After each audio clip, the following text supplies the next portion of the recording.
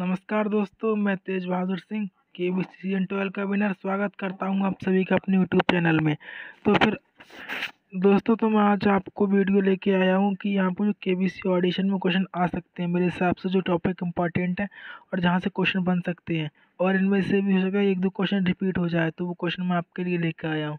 चलिए क्वेश्चन को शुरू करते हैं। पहला क्वेश्चन है, ये लोगों के संस्थान का है। तो आप ये अंदाज़ा लगा सकते हैं ये लोगों के संस्थान का हो सकता है। इसमें देखिए एक ताड़ का पेड़ है और बीच में एक जानवर भी बना हुआ है। क्योंकि लोगों से क्वेश्चन आते हैं, पिछली बार भी लोगों से क्वेश्चन आया था। इसका सही आंसर होगा आरबीआई। ये लोगो आरबीआई का है, भारतीय रिजर्व बैंक का, जिसकी स्थापना 1935 में हुई थी। तो आरबीआई का जो हेड क्वार्टर है वो मुंबई में है, और आरबीआई की जो अलग अलग जगह प्रिंटिंग प्रेस है, जैसे देवास में प्रिंटिंग प्रेस है, ऐसे ही। तो मतलब आरबीआई जो हमारे देश में जो नोट छापना है, ये सबका जो हिसाब किताब है वो आरबीआई रखता है। तो पर आपको आरबीआई से रिलेटेड एक जो जो टॉपिक है वो आपको याद कर लेने हैं, ताकि अगर यहाँ से क्वेश्चन आता है तो आपको वो क्वेश्चन का जवाब पता हो। चलिए अगले क्वेश्चन को देखते हैं।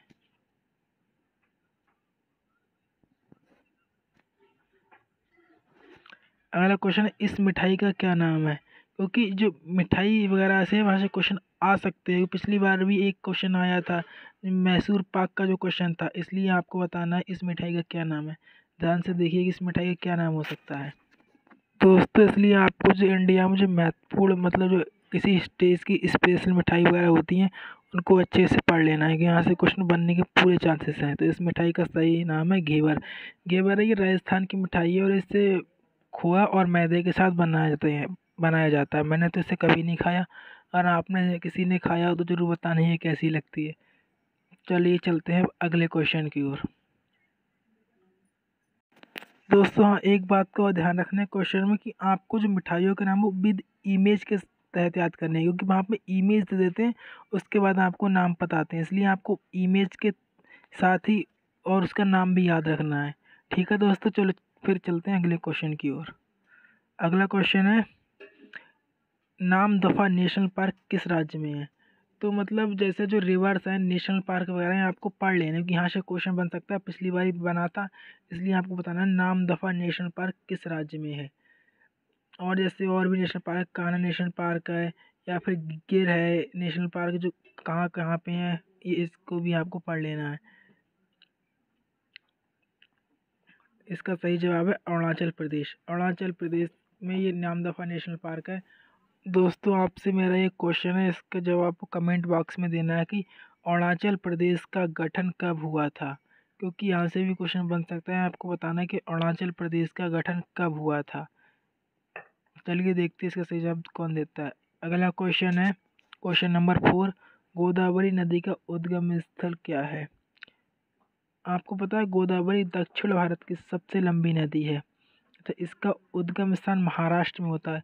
आपको बताना है कि किस जगह से होता है, कि गोदावरी नदी का उद्गम स्थल किस जगह से है। तो इसका सही उत्तर होना चाहिए त्र्यंबकेश्वर। त्र्यंबकेश्वर महाराष्ट्र, त्र्यंबकेश्वर महाराष्ट्र से गोदावरी का उद्गम स्थल होता है। तो जो जितनी भी प्रमुख नदियां हैं, इनका उद्गम स्थल कहाँ से हुआ है, आपको भी ये क्वेश्चन पढ़ लेने हैं। यहाँ से भी क्वेश्चन बन सकता है, जैसे गंगा का गोमुख से हुआ है, यमुना का यमुनोत्री से हुआ है। ऐसे ही आपको सभी प्रमुख नदियों के जो उद्गम स्थल हैं उनको याद कर लेना है। अब अगला क्वेश्चन है, पानी का पर्यायवाची नाम क्या है।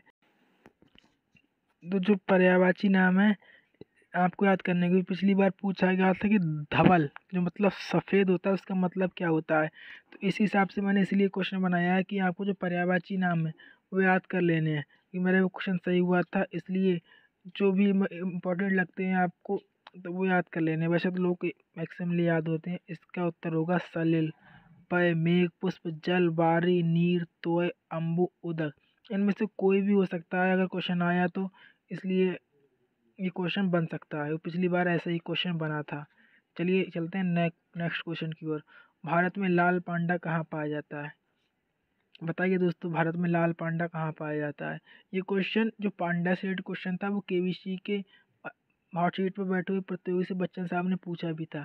तो आपको बताना है कि भारत में लाल पांडा कहाँ पाया जाता है। और अगर आपको याद हो तो मैं बताना चाहूँगी, लाल पांडा किसी अपने एक स्टेट का राजकीय पशु भी है। तो जिस राज्य का राजकीय पशु होती है उसी स्टेट में पाया जाएगा।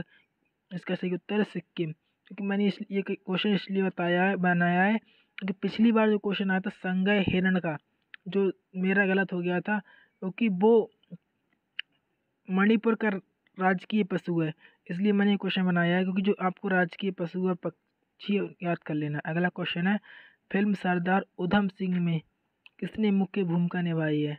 तो जो फिल्म सरदार उधम सिंह के बारे में जानते ही होंगे आप, क्योंकि अभी जो उत्तराखंड का एक डिस्ट्रिक्ट है रुद्रपुर, उसका नाम भी सरदार उधम सिंह के नाम पे ही रखा गया है। इसका सही जवाब विक्की कौशल। जो सरदार उधम सिंह मूवी है उसमें मुख्य भूमिका विक्की कौशल ने निभाई है। तो आपको जो भी हाल ही में रिलीज होने वाली मूवी है उनको अच्छे से पढ़ लेना है, उनके बारे में जानकारी याद कर लेनी है। अगला क्वेश्चन है, वह शासक जिसने एक सच्चे जैन मुनि के तरह उपवास के द्वारा शरीर त्याग दिया था? हिस्ट्री क्वेश्चन आते हैं तो आपको बताना है इसका सही जवाब क्या हो सकता है। अगर मैं हिंट दूँ तो वो मौर्य वंश के सबसे प्रतापी शासक थे। इसका सही उत्तर है चंद्रगुप्त मौर्य तथा इन्होंने अपने गुरु चाणक्य की मदद से घनानंद को हराकर मगध पे अपना अधिकार जमाया था। तो आपको हिस्ट्री में पढ़ लेना, हिस्ट्री से क्वेश्चन बन सकते हैं और बनते हैं, पिछली बार भी बने थे, तो इसलिए चंद्रगुप्त मौर्य और इनके बारे में पढ़ लेना है आपको। अगला क्वेश्चन है, इंग्लैंड में गृह युद्ध कितने वर्षों तक चला था? तो जो अपनी मॉडर्न हिस्ट्री है इस यहाँ से भी क्वेश्चन बन जैसे 1857 क्रांति वगैरह से, तो आपको इन्हें भी डिटेल में पढ़ लेना है। तो इसलिए आपको बताना है कि इंग्लैंड में गृह युद्ध कितने वर्षों तक चला था। इसका सही उत्तर है 7 वर्ष। इंग्लैंड का जो गृह युद्ध 7 वर्षों तक चला था। इसलिए ऐसे ही पिछली बार जब IB और कॉल आई तब पूछा गया था कि ब्रेक्जिट से कौन अलग हुआ था, तो इंग्लैंड। इसलिए आप करंट के जो क्वेश्चन पूछ रहे हैं वो भी अच्छे से पढ़ने की, वहाँ से भी क्वेश्चन बन सकते हैं। अगला क्वेश्चन है, किस अवधि में रामायण और महाभारत की रचना हुई थी? तो मतलब किस टाइम पीरियड में महाभारत और रामायण की रचना हुई थी? क्योंकि एक क्वेश्चन बन सकता है, मैथोलॉजी से क्वेश्चन आते हैं, तो मैथोलॉजी क्वेश्चन पिछली बार पूछा गया था, इसलिए मैंने क्वेश्चन रखा है। इसका सही उत्तर है वैदिक काल में। जो वैदिक काल आर्य जब इंडिया में आए थे उस वक्त ही रामायण और महाभारत की रचना हुई थी। आपको बताना, आर्य किस पशु को साथ लेके आए थे? आप जानते हैं? इसका सही उत्तर है घोड़ा। अगला क्वेश्चन है, शूटर दादी के नाम से मशहूर चंद्रो तोमर कोरोना के कारण कितने वर्ष की उम्र में निधन हो गया? तो शूटर दादी के मशहूर, क्योंकि ये इनके ऊपर एक मूवी बनी थी सांड की आँख, जिसमें तापसी पन्नू ने और भूमि पेडनेकर ने इन दोनों का किरदार निभाया था। तो इसका सही उत्तर है 90 वर्ष। तो शूटर दादी के नाम से मशहूर चंद्रो तोमर का निधन 90 वर्ष की उम्र में हो गया था। अगला क्वेश्चन है, क्वेश्चन नंबर 12, आज के दिन है 4 मई को विश्व भर में किस दिवस के रूप में मनाया जाता है? जो इम्पोर्टेंट दिवस है वो आपको याद कर लेने, यहाँ से क्वेश्चन बन सकता है। तो अगर आपको पता हो तो कमेंट में जरूर बताइए कि 4 मई को विश्व भर में किस दिवस के रूप में मनाया जाता है? तो इसका सही जवाब है इंटरनेशनल फायर फाइटर्स दिवस। अंतर्राष्ट्रीय फायर फाइटर्स मतलब जहाँ आग वगैरह लगती है उसको बुझाने के लिए ये अंतर्राष्ट्रीय फायर फाइटर्स दिवस मनाया जाता है। तो ऐसे ही और भी क्वेश्चन बन सकते हैं, तो आपको उनको याद कर लेना है।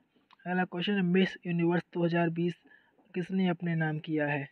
तो जो करंट क्वेश्चन आपको पढ़ लेने, और जो ऐसे मिस यूनिवर्स अपने इंडिया की सुष्मिता सेन जीती थी, और भी जैसे मिस वर्ल्ड प्रियंका चोपड़ा रही थी या ऐश्वर्या राय बच्चन रही थी, आपको उनको भी अच्छे से पढ़ लेना। इसका सही जवाब है एंड्रिया मेजा। अगला क्वेश्चन है, पंजाब के मुख्यमंत्री ने किस शहर को प्रदेश का नया जिला बनाया है? ये क्वेश्चन बहुत इंपॉर्टेंट है और मुझे लगता है ये क्वेश्चन आ भी सकता है, क्योंकि ये क्वेश्चन करंट का अच्छा क्वेश्चन है और ये नया जिला बनाए अभी हाल ही में। इसका सही जवाब है मलेरकोटला। ये पंजाब का हाल ही में 23वां जिला बना है। चलिए चलते हैं अगले क्वेश्चन की ओर। अगला क्वेश्चन 15वां क्वेश्चन है, अंजलि भागवत किस खेल से संबंधित है? या आपको जो प्रमुख खिलाड़ी हैं उनके बारे में पढ़ लेना है। इसके आपको बताना है अंजलि भागवत किस खेल से संबंधित है? तो इसका सही उत्तर है राइफल शूटिंग से संबंधित है अंजलि भागवत।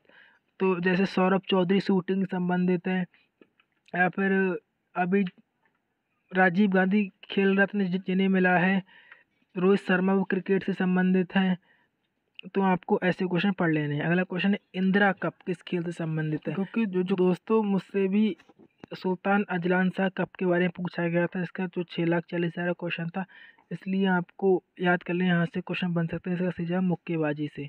तो अब आपको बताना है कि मुक्केबाजी से कौन कौन से खिलाड़ी संबंध, जैसे मैरी कॉम जो बहुत सारे गोल्ड मेडल्स इंडिया के लिए जीत चुकी है, ओलंपिक मेडल भी जीत चुकी हैं, तो आपको पढ़ लेना है।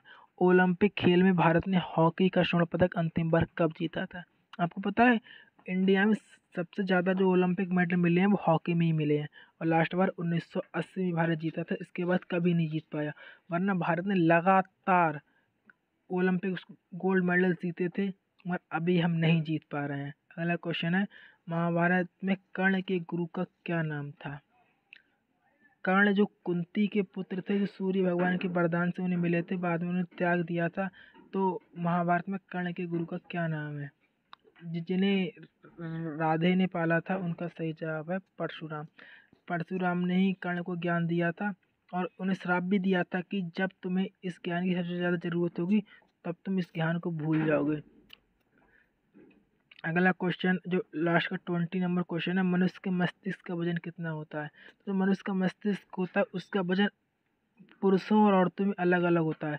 पुरुषों में मनुष्य का मस्तिष्क का वजन 1400 ग्राम होता है, जबकि औरतों में मनुष्य के मस्तिष्क का वजन 1300 ग्राम होता है। Thank you.